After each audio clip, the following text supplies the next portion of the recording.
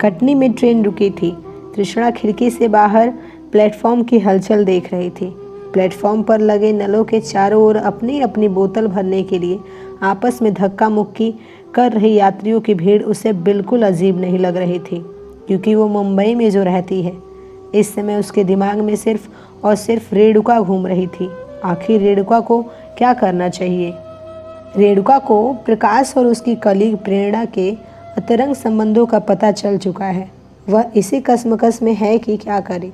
रेणुका से कहीं अधिक परेशान है तृष्णा। वह चाहती है कि यह कहानी जल्द से जल्द खत्म हो, क्योंकि परसों शाम तक कहानी ईमेल करने के लिए वह नेहा से कमिट कर चुकी है। हमारी पत्रिका के लिए कहानी नारी प्रधान होना चाहिए, और हाँ, नारी की सशक्त भूमिका अनिवार्य है। हम लोग कहानी की हैप्पी एंडिंग पसंद करते हैं। नेहा द्वारा दी गई ब्रीफिंग्स उसे अच्छे से याद है।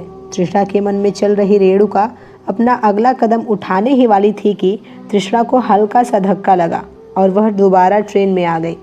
एक सांवली सी औरत अपनी बड़ी सी गठरी और एक 3-4 साल के बच्चे के साथ उसके बगल में खड़ी हो मुआयना कर रही थी कि कहीं अपना सामान जमाने और खुद जमने की जगह मिल सके।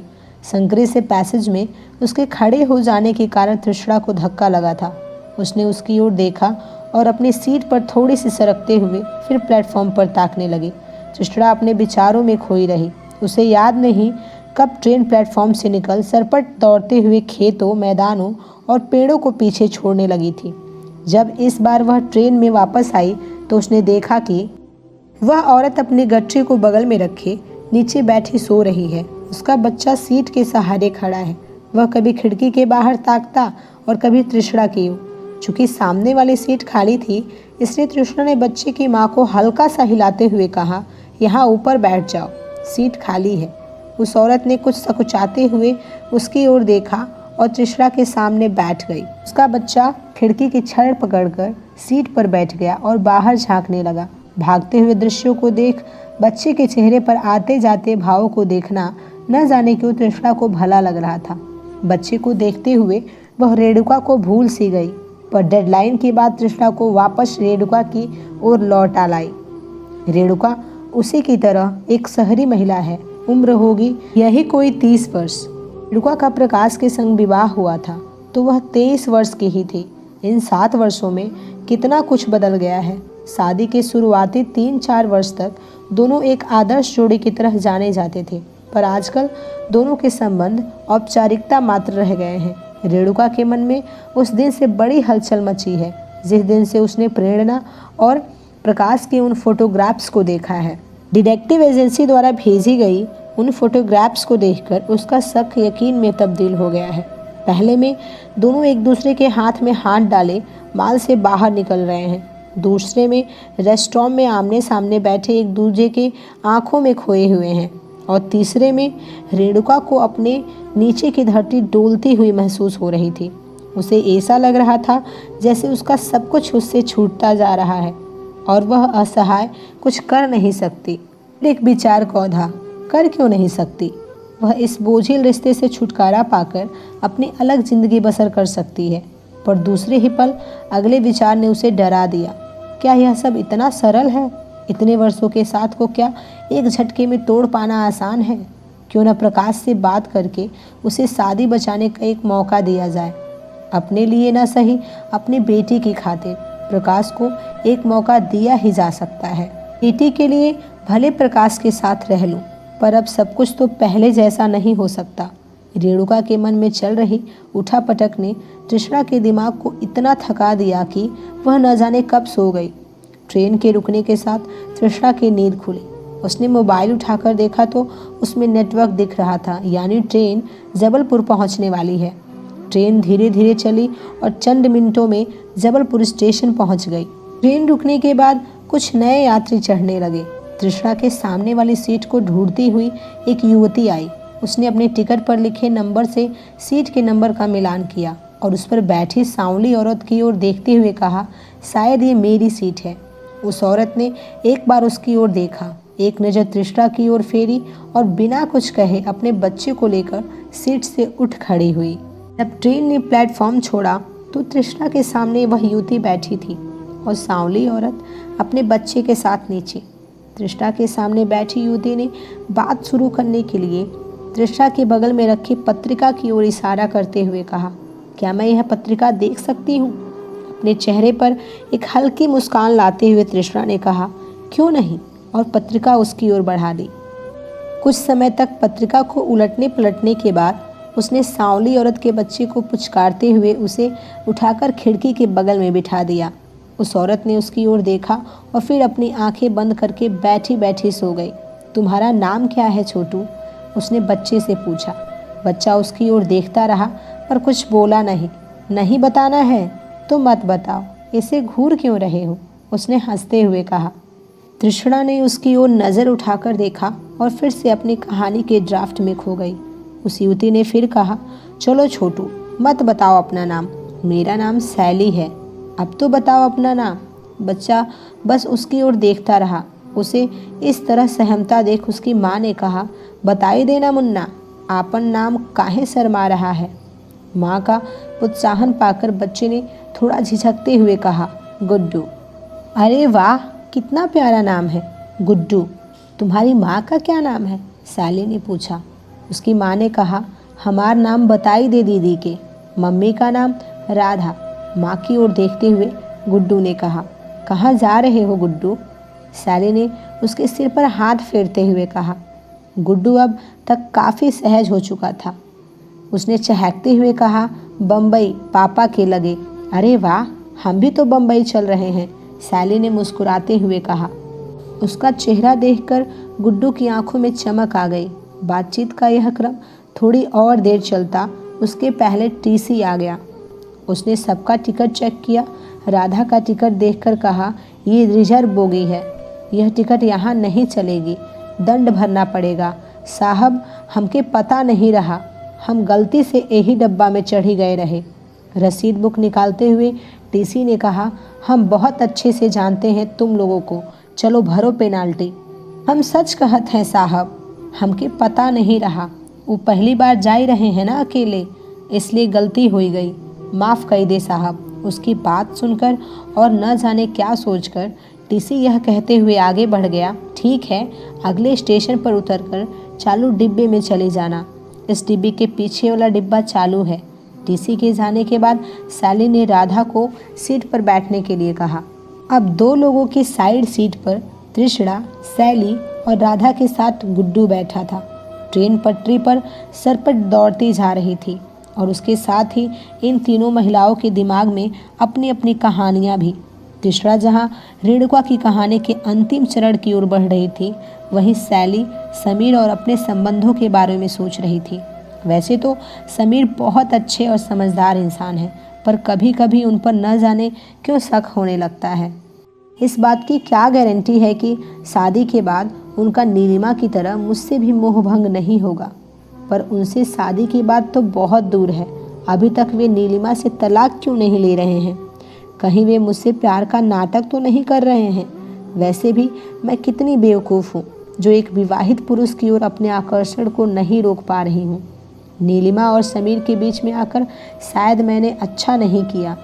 उसे एक पल लगता कि वह बेवकूफ़ है, समीर और उसके संबंध गलत हैं। वहीं दूसरे ही पल उसका दिमाग समझाता, तुम कहाँ गलत हो। जब तुम समीर की ज़िंदगी में आई, उसके पहले ही समीर और नीलिमा के रिश्ते बिगड़ चुके थे। कितना परेशान रहते थे समीर पहले। जब से तुम उनकी ज़िंदगी में आई हो, उनका जीवन खुशियों से भर गया है। नीलिमा ही समीर जैसे समझदार और केयरिंग इंसान की जीवन साथी बनने लायक नहीं है। राधा अपने बेटे गुड्डू के बारे में सोच सोच कर परेशान थी।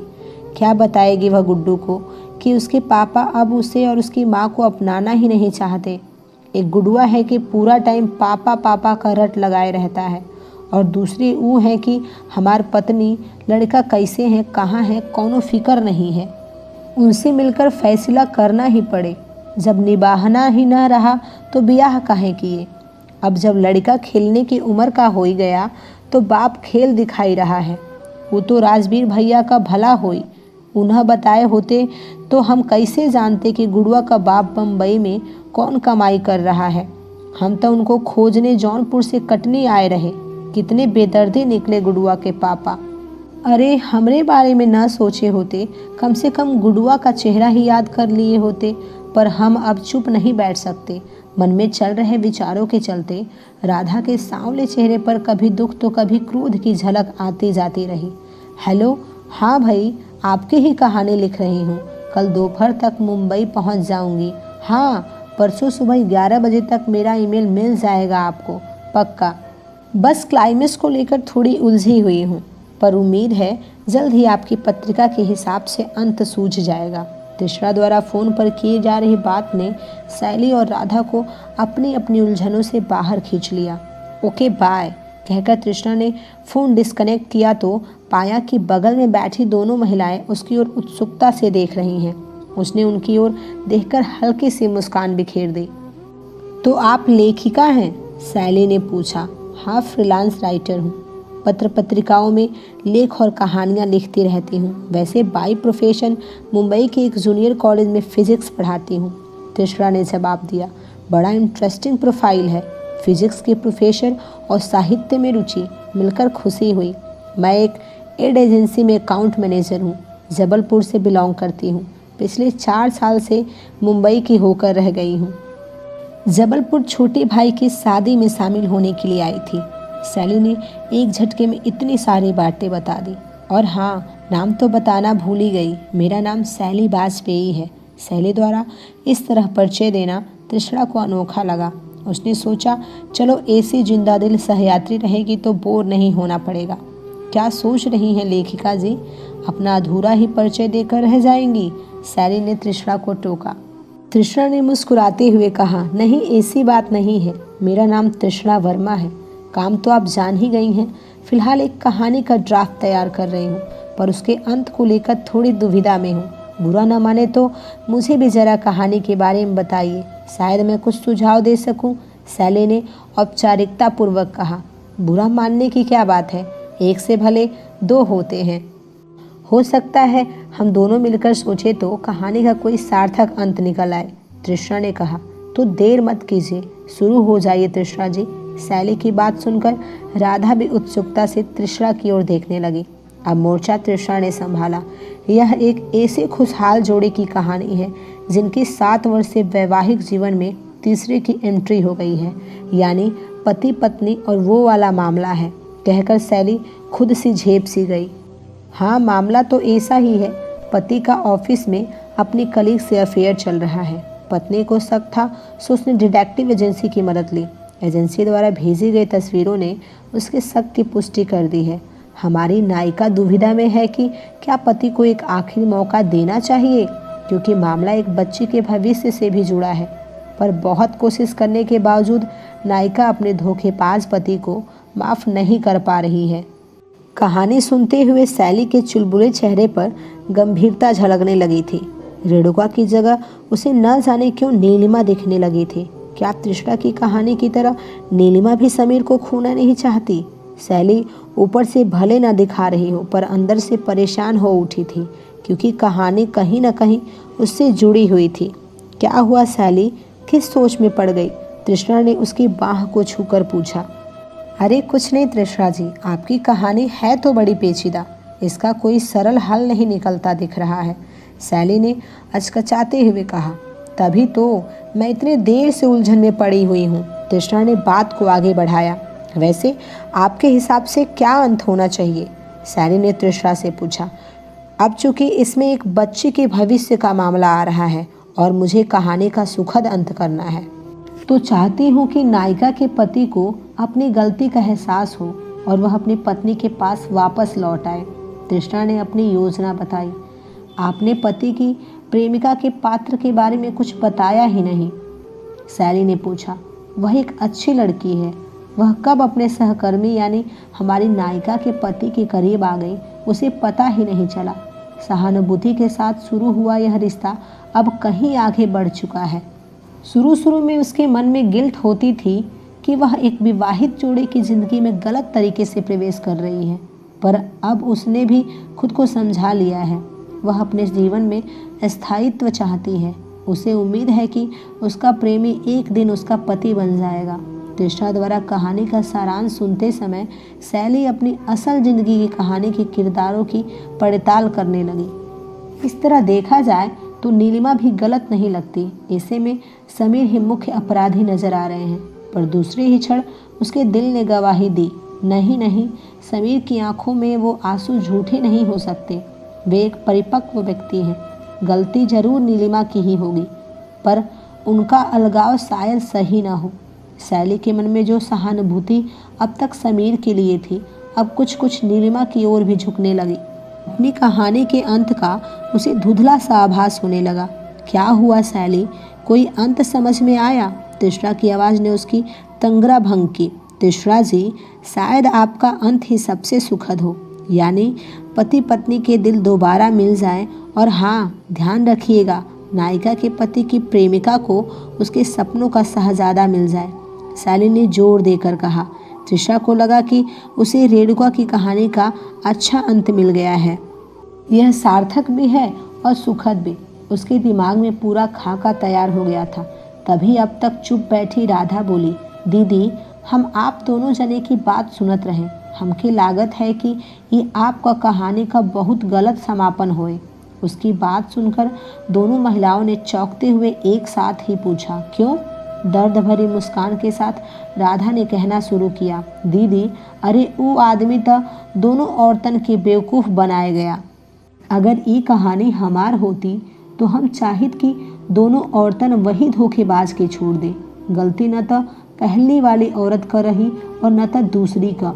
वो आदमी बहुत चालबाज है, दोनों के साथ खेला खेल रहा है। आपकी कहानी के समापन में अगर कोई जीते तो वो आदमी ही जीते, दोनों औरतन की का मिले। यह कहते कहते राधा का चेहरा तमतमा उठा, पर दिल की गुबार निकल जाने के बाद वह शांत थी। तृष्णा और शैली बस हतप्रभ होकर उस देहाती महिला को देख रही थी, जिस सच्चाई को जानते हुए भी ये दोनों नज़रअंदाज कर रही थी, उसे राधा ने सहजता से बयां कर दिया। कहानी के इस अंत ने कई शुरुआतों को जन्म दिया था। राधा की बातों ने शैली के मन में समीर के लिए रही सही सहानुभूति को भी धो डाला। वह अच्छा महसूस कर रही थी। तृष्णा अपनी कहानी के ड्राफ्ट में ज़रूरी बदलाव करने लगी। रेणुका ने प्रकाश को छोड़ने का फैसला किया और प्रेरणा ने वही किया जो इस समय शैली कर रही थी। इटारसी में ट्रेन रुकी। कहानी की नायिका अपनी गठरी समेटकर उठ खड़ी हुई। तृष्णा और शैली खिड़की के बाहर राधा और गुड्डू को चालू डिब्बे की ओर जाते हुए देख रहे थे। तो दोस्तों, यह थी हमारी आज की कहानी। आपका क्या कहना है इस कहानी के बारे में कमेंट करके ज़रूर बताएं। वीडियो को लाइक करके चैनल को सब्सक्राइब कर लीजिए, साथ में घंटी को दबाकर ऑल पर सेट कर लीजिए ताकि आने वाली वीडियो आपको तुरंत मिले। मिलते हैं एक और नए वीडियो में, तब तक के लिए धन्यवाद।